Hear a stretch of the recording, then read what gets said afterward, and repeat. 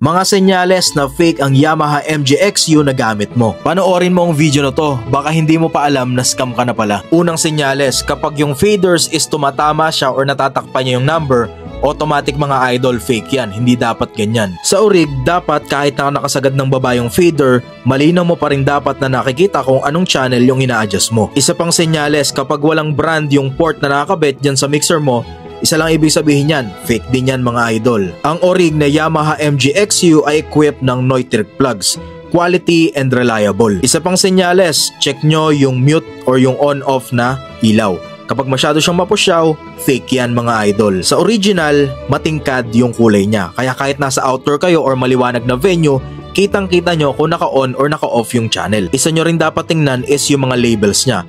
Maayos ba yung pagkakalagay and wala siyang tinatamaan ng mga ports. Katulad nito, 'di ba, hindi maayos yung pagkakalayout sa kanya and yung iba is natatakpan pa.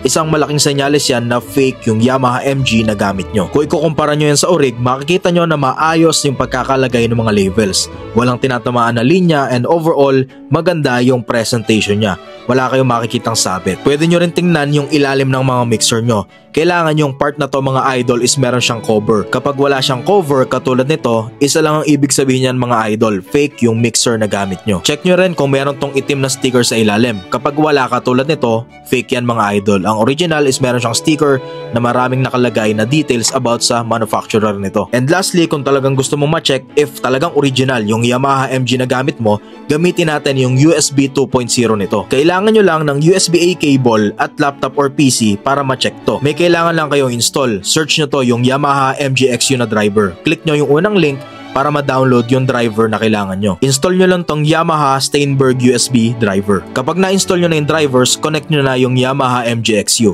Kailangan ma-detect siya ng Yamaha Steinberg USB driver katulad nito. Kapag fake ang sinaksak nyo, ganito yung makikita nyo. Kahit na connected siya, hindi siya ma-detect ng Yamaha Steinberg USB driver. Wala siyang lalabas na MGXU. Sa unang tingin, napakahirap talagang malaman mga idol kung fake ba yung Yamaha MGXU na gamit nyo. Kaya ang suggestion ko dyan, kung nagbabala kayong bumili ng Yamaha products, make sure na sa official dealer or distributor kayo bibili. At para masigurado nyo na legit yung dealer na kukuhanan nyo, pwede nyo siyang lang i-check if nandito ba sila sa dealer locator ng Yamaha. Marami ang nagkalat na fake, kaya kailangan maging mapanuri tayo sa pagbili mga idol.